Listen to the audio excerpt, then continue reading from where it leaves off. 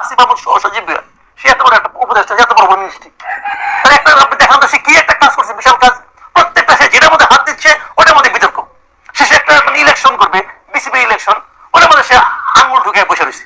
জুলাই সমাপ্তার আসলে এই যে কাজগুলি হচ্ছে, এটাকে আমার কাছে মনে হয় ফল্টি মনে হয়। এই কারণে এটা কিন্তু সংস্কার জিনিসটাকে খুবই সংকীর্ণ একটা চোরাগুলিতে ঢুকাই দিচ্ছে। সংস্কার কিন্তু অনেক বড় জিনিস। আমাদের দেশের মূল সমস্যাটাকে বলেন তো, মূল সমস্যা যদি আপনার তিনটা বের করেন, তিনটা মধ্যে একটা দুর্নীতি। দুর্নীতির বিষয়ে কোনো কি আমাদের আলোচনা হচ্ছে? আপনি দেখেন যে আলোচনাগুলো পলিটিক্যাল পার্টিগুলি করছে, বা আগামী ইলেকশন তারা ইলেকশন করতেছে, ইলেকশন করে জিততে চায়, ক্ষমতায় যেতে চায়, মূল উদ্দেশ্যটা কি? দুর্নীতি করা। এটা সোজা হিসাব। বাংলাদেশের কোন পার্টি বলেন তো আপনি যে দুর্নীতি করার লক্ষ্য নিয়ে ইলেকশনে যায়, তাদেরকে আপনাকে ইনভেস্ট করে কেন? সে পার্লামেন্ট মেম্বার হবে, প্রত্যেকটা এমপি ইলেকশনে আপনার কত কোটি টাকা ইনভেস্ট করতেছে তারা, কেন?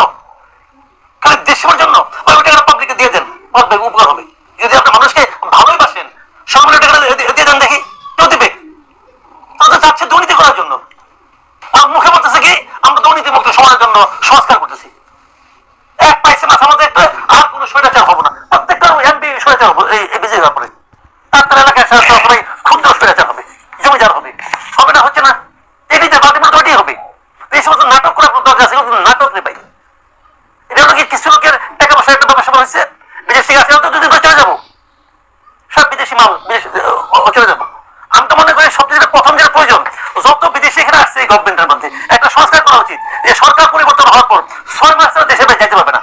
এই 6 মাসে প্রথম জাজ হবে, প্রথম যে বিচারটা হওয়া দরকার, এরা কি কি দুর্নীতি করছে তার হিসাব দেওয়া, তারপরে একজনকে পাসপোর্ট ফেরত দেওয়া হবে।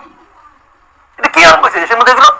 এগুলো আমরা বুঝি, ভালো মতো বুঝি। কয়েকজনকে দেওয়া হয়েছে যে বিরাট একটা আন্দোলন হলো, যান পান দিয়ে দিল আন্দোলনে, যারা ছাত্র প্রতিনিধি এদের নামে কি শোনা যায়?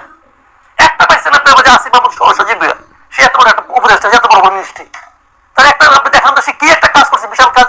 প্রত্যেকটা সে যেটার মধ্যে হাত দিচ্ছে ওটার মধ্যে বিতর্ক। শেষে একটা ইলেকশন করবে, বিসিবি ইলেকশন, ওটার মধ্যে সে আঙুল ঢুকে বসে রয়েছে।